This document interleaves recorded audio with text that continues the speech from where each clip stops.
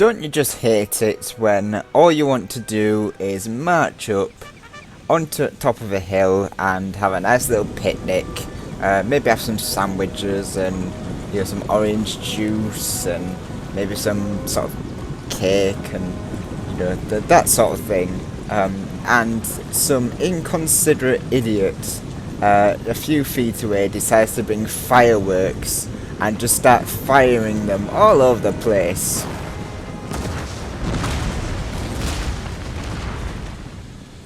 Welcome to Napoleon Total War, guys. This is Captain Invisible, and this is the exact scenario that I have in front of me as the Austrians.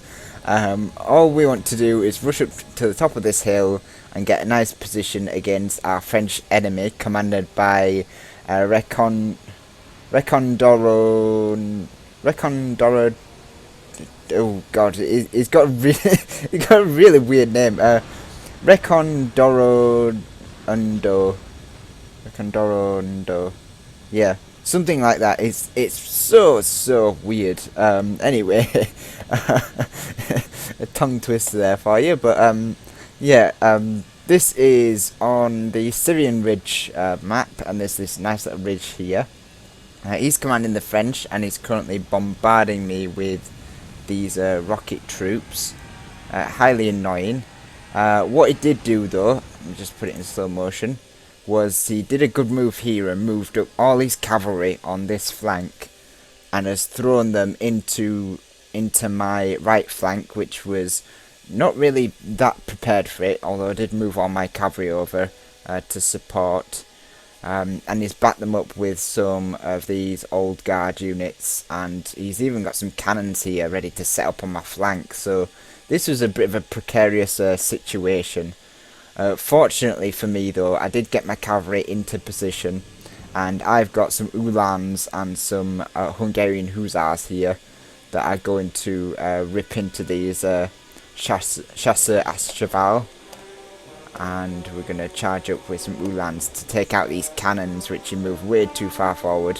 As I say, good move for them to be on my flank, but I had too much cavalry to let this happen, and I'm going to attack these cannons and get rid of them. All the while, as I say, he's still firing at me with rocket artillery. Really frustrating little artillery piece. And we're going to be able to get a rear charge into the back of these Chasseurs à Cheval. So a nice little initiative move there. Really great, sort of forcing the issue onto my flank. But what I should have done was followed up with these old guards on top of this little ridge, and then he could have shot down at this position and really made things really hard for me. But instead he kind of threw his cavalry in here without any support and has left his flank sort of high and dry at this point. So this was a good little move just to discuss initiative, because he used the initiative, but now he's lost the initiative, and I'm going to take advantage of his loss of initiative and create my own. So now with all my cavalry on this flank, I decide to push forward and hit his now retreating old guard and these cannons. If I can get rid of these guys, then his entire flank will be just wasted. So we've got some, these are the Hungarian Hussars coming in, and just completely wipe these cannons. Absolutely wipe them out. And then I've got some of the more Hungarian Hussars going in to attack these old guards who were not prepared into square, so are going to suffer from being attacked in outside of square formation. These guys as well, I think these guys got an Uhlan charge, so they're going to suffer quite heavily to that. Unfortunately, my attack starts to weaken and I end up losing my cavalry. But the pressure that I put on was enough to hold back his entire flank and allow me to push up with my own flank of the Grenzers, the 1st Regiment Emperor's Own, and then the 47th Czech Regiment. So we've got a nice flank here, and we've even pushed down with our centre to get into range under extreme rocket barrage. As I say, this was happening all the time. I was really suffering heavy losses from these rockets. Anyway, whilst there's a little lull, I'll just go over my army. I've got, I believe, about 3 units of Hungarian Fusilier. I've got, I think, 4 units of the Grenzers, and a unit of these Lundwehr militia unit. We've also got, in the back here, we've got a 12-pounder foot artillery. A really nice cannon, really large battery cannon here. Very nice. We've got 2 units of German Fusilier here. We've got a unit of the Archduke Charles Legion. General is Karl Scharingsberg. He's the I believe this the 6-star general. Is the one of the higher tier ones. So these old guard were retreating, and so I got my Grenzers up front, and we're going to start to lay down some fire into their flank as rocket barrages come in and sort of send Grenzers flying off into the distance. I put my Grenzers into a nice thick formation here so that they get a nice narrow arc of fire and can lay down some heavy firepower in such a small area.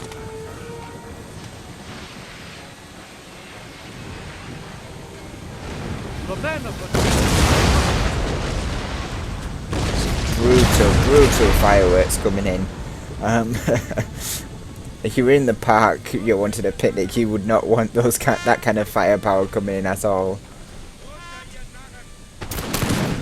So the Grenzers are going to open fire, and they're actually going to fire at the rear of this Swiss foot unit. And the Swiss foot unit is going to take huge losses due to this firepower. It was absolutely formidable. This grouping of Grenzers really put down some heavy firepower here, and we're even going to get some shots off against the old guard as they move. Already severely weakened from the cavalry on the flank, the cavalry charge. So my enemy, I noticed I've not looked at his army that yet. He's got, I think he had about a couple of units or 4 units of these National Guard, the kind of superior militia. 3 units of rockets. He had about 3 units of old guard and a Swiss foot, and then it looks like he's got maybe 3 units of voltigeurs. So he had a very small army, a very elite army, and whereas mine was fairly large, and as it allowed me to spread out a bit more. But he's currently hammering my position. He's also still got some cavalry left, but he did lose all his most of his cavalry on that flank charge.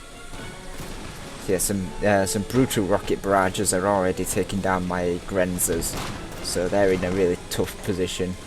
My Lundwehr though are taking up a lot of the enemy fire, which is what I need them for.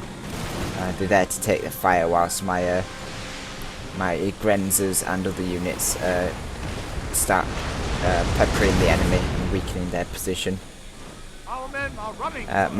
My poor Hungarian Fusilier are unfortunately taking a lot of damage, and it was an unfortunate situation. Simply because of all the rockets he had, he could put down a lot of firepower in a concentrated area. But I do have the numbers. You know, losing a couple of Hungarian Fusilier is not a bad thing, considering I've still got all these lines over here. So I'll wheel up my Hungarian Fusilier take some shots at the enemy. Unfortunately, it looks like these guys are kind of shooting into the hill. It's something I didn't notice.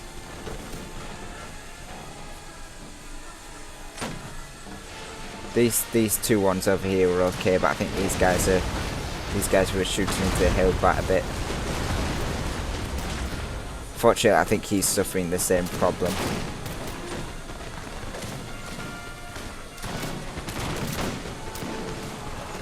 And the enemy cavalry is charged into my flank here, but I've got my 47th Czech regiment in square, so they're going to be able to hold off and defeat those cavalry. The old guard did come in to support, but they've been defeated by my Emperor's Own, and are going to get forced off.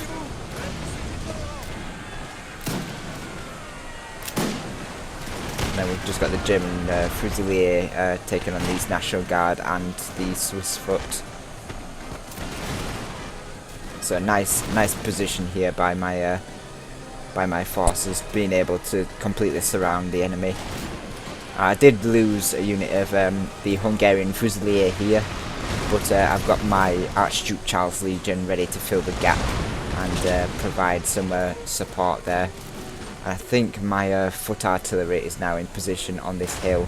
Yep, ready to give off some powerful volleys against the against this old guard square, I believe I was firing at. Yeah, some brutal shots into the square there. Kills most of these guys.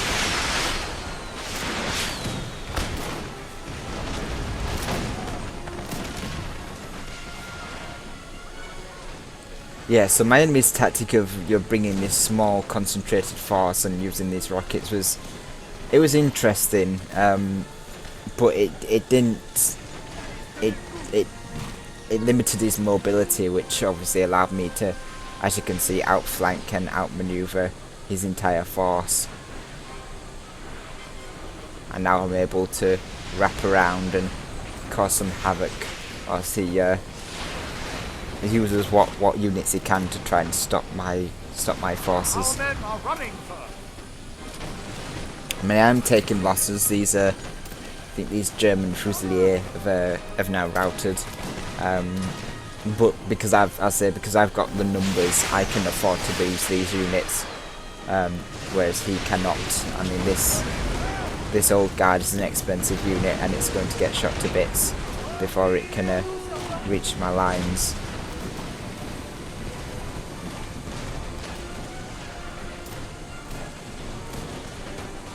The Archduke Charles Legion is putting down some fire against these voltigeurs, and then it'll be able to push up and take on some National Guard and Old Guard units.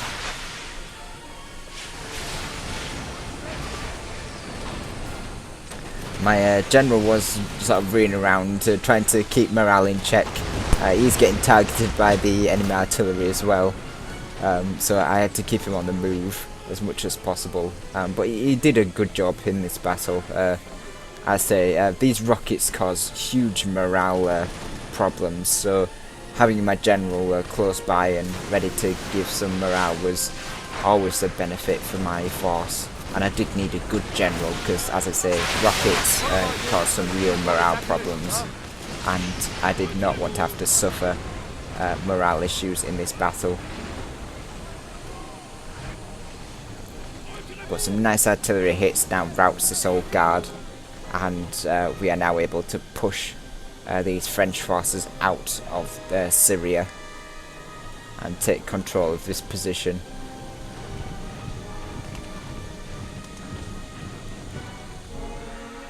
So yeah, it was an interesting battle. I think the most interesting part was the bit at the start, the cavalry assault at the start. Because on Napoleon, you really have to utilise the initiative. You have to really be in a position where you can take command of a battle, and you always have to be the one attacking and forcing your enemy to make the mistakes. But you have to follow up your assaults in rapid succession, and if you don't, you'll end up losing the initiative and handing it to your opponent, and if they're better with the initiative than you are, you're gonna suffer. Unfortunately for him, his initiative cavalry charge in the battle was halted by my own, and then I was able to follow up and take out both of his artillery units, and then get into his old guard, and it allowed me to push up my infantry into a flanking position. So I utilised the initiative better than he did. But I mean, it was a fun battle. Those rockets really did cause some absolute massive problems for my force. Getting some good kills with my artillery and the Emperor's Own. The Czech regiment didn't do too bad, but they're not the best at shooting. They're more of a melee elite unit. Archduke Charles' Legion acting in support there. The German Fusilier, one getting 92 kills. That's not bad for a German Fusilier. Grenzers, not doing too bad, but a lot of them took a rocket fire, so I'm not surprised by their lack of kills. The Hungarian Fusilier again getting quite a lot of rocket barrages, so they suffered. My cavalry did quite well. These Hungarian Hussars were doing quite well. My general obviously getting no kills because I didn't want him in the battle at all. And the Lundwehr just being there as a militia, so that's to be expected. But yeah, a really good battle, really showing again how numbers in Napoleon is generally better than utilising a more elite force. Elites are good, you really do need an elite handful, but you don't need an army of elites, and certainly this proves why having some of these cheaper line infantry is sometimes best. So I hope you enjoyed this other Napoleon battle. As I say, I am really getting into Napoleon, and I hope to bring you some more Napoleon battles as well as other Total Wars. I was thinking about getting back into Shogun 2 as well, but it's not a game I ever liked playing because the time period didn't. I didn't like the geographic time period, the whole feudal Japan. It doesn't interest me at all. But I've seen a lot of people on it, and I say I know a few people that still play it. So there's always that, and as I say, some of the other older titles as well. I'd like to get into, but. For now, this was a Napoleon Total War, so thank you very much for watching, and I shall see you all in the next video.